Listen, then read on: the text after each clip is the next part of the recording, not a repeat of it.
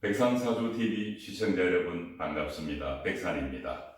오늘은 적천수 천미에 나오는 사주 명조를 중화용신을 잣대로 비교 분석해보는 20번째 강의 시간입니다. 먼저 중화용신을 잣대로 사주를 살펴보도록 하겠습니다. 6월의 병화입니다. 금왕시절인 6월의 병화는 병화를 생해주는 인성이 있는가를 먼저 살펴보아야 합니다. 그래서 목이 용신이고 일간오행에 해당되는 비겁 불이 희신 역할을 해서 목화 상생을 하는 가운데 사주의 중화를 꾀하게 됩니다.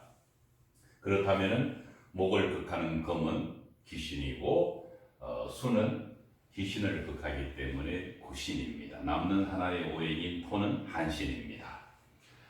사주를 살펴보니까 목이 보이지 않습니다. 천간에도 보이지 않고 지지에도 보이지 않습니다. 오직 병화 밑에 오화가 있을 뿐이고 오화 옆에 사화가 먼 데서 유금이 운에서 만약에 만난다면 사화는 일시적으로 무력해집니다.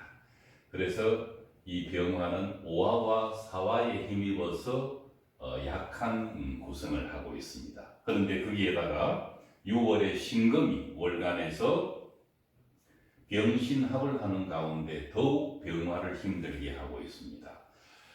이렇게 된다면 사주에 약한 병화를 도와주는 용신인 인성이 없다는 것이 매우 구조적인 단점으로 확인되는 것입니다.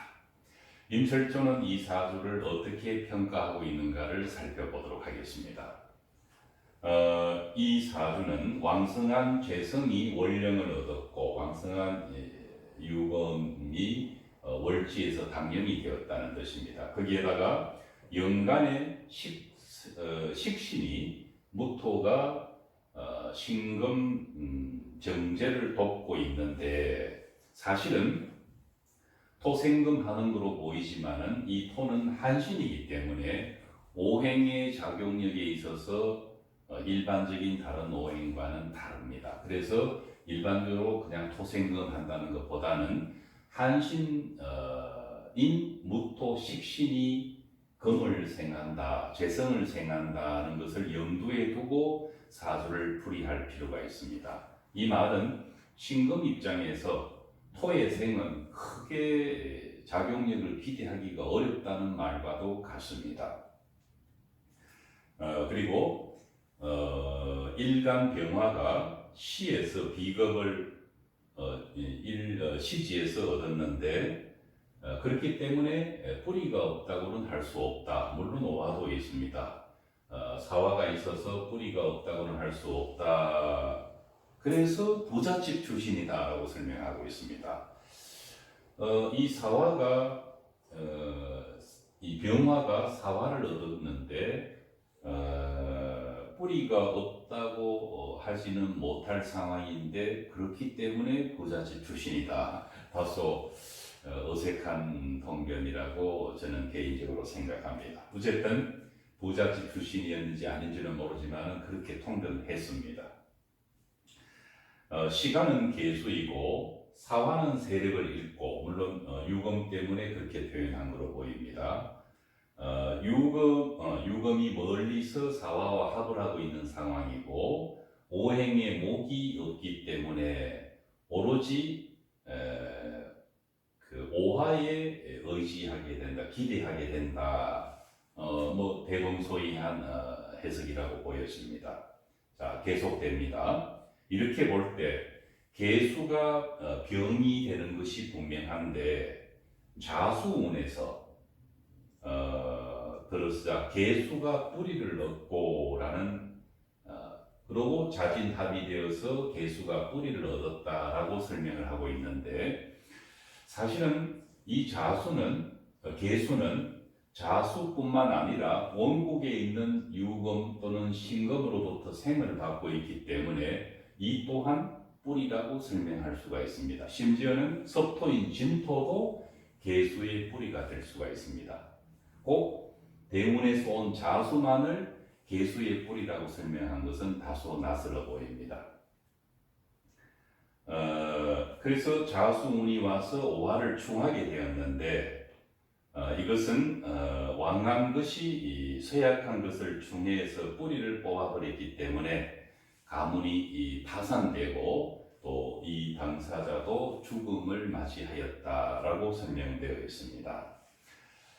물론 자수운이 오면은 오화는 아주 정면으로 충을 하는데 그나마 사화가 있기 때문에 자수가 왔다는 이유만으로 가문이 파산되고 죽었다라고 설명하기보다는 천간에 왔는 간목이 나름대로의 역할을 하려고 했겠지만은 아쉬운 것은 자수와 함께 왔는 거고, 그러나 그렇다 하더라도 이 간목은 원국의 화기를 갖고 있기 때문에 6월의 간목 입장에서는 이 오화와 사화에 힘입었을 가능성이 있습니다. 그러나 불행하게도 천간에 원하지 않는 계수의 생이 있었고 6월에 계수가 생을 하면은 간목은 편치 않습니다. 그러나 그것보다 더 불리한 것은 신금이 반극을 하고 있는데 만약에 경금이 갑자대운의 세운에서 경금이 왔다면은 그것이 가장 치명적인 문제가 될 수가 있습니다. 왜냐하면 용신이 극을 받을 수 있는 상황이기 때문에 그렇습니다. 극을 받지 않는다 손치더라도 수로부터 원하지 않는 생을 했을 때 토가 계수를 억제할 수 있는 힘이 없습니다. 한신이기 때문에. 그렇다면 계수는 간목에게 원하지 않는 생을 해주었을 수밖에 없습니다. 그런 이유를 종합해 보았을 때 갑자대운의 어떤 세운에서는 가문이 파산되고 목숨을 잃었다라고 통변하는 것이 바람직하다고 생각합니다. 이 사주 공부를 하면서 강약이라는 이야기가 나왔습니다. 실제 현대 명리학에서는 희용신에 해당되는 오행은 기구신에 비해서 상대적으로 그 힘이 약하기 때문에 기구신은 희용신을 극하거나 충할 수 있습니다. 그러나 희용신에 해당되는 오행은 아무리 그 숫자가 많아도 기구신을 극할 힘이 없습니다. 그리고 무엇보다도 한신은 기구신을 극할 힘이 없습니다. 이 사주에서 한신에 해당되는 무토가 계수와 무게합을 한다고 해서 계수가 그 작용력을 그 무토로 인해서 억제받지는 않는다는 이야기입니다. 힘의 우위가 6월의 계수에 있기 때문에 그렇습니다. 그래서 우리가 고전에서 배웠던 그 왕상 휴수사라는 이론도 사실은 채용의 생각 논리에 어긋나게 되어 있습니다. 그래서 가장 위험한 것은 오행의 숫자가 많기 때문에 강하다고 보는 것 아주 위험합니다. 경우에 따라서는 인성이 많다는 이유로 사주가 강하게 보이는 사주도 실제 희용기구한으로 보았을 때 그 인성이 희용신에 해당된다면 강하지가 않습니다. 물론 비겁도 마찬가지입니다. 비겁의 숫자가 아무리 많아도 희용신과 기구신과 한신으로 나누었을 때 희용신에 해당된다면 강하다고 할 수가 없습니다. 하물며 경우에 따라서는 관인상생격 같은 데서 보여지듯이 일간 자체가 한신이 되어버리는 경우도 있습니다. 그런 경우 역시 아무리 비겁 오행이 많아도 강하다고 할 수는 없는 것입니다. 심지어는 묘월의 병화 같은 사주에서 모광시절입니다. 이런 사주에서 수금이 용신과 희신의 역할을 하고 화토가 기신과 구신의 역할을 한다면은 월지를 지배하고 있는 인성이 모두 한신으로 벗어나 버립니다.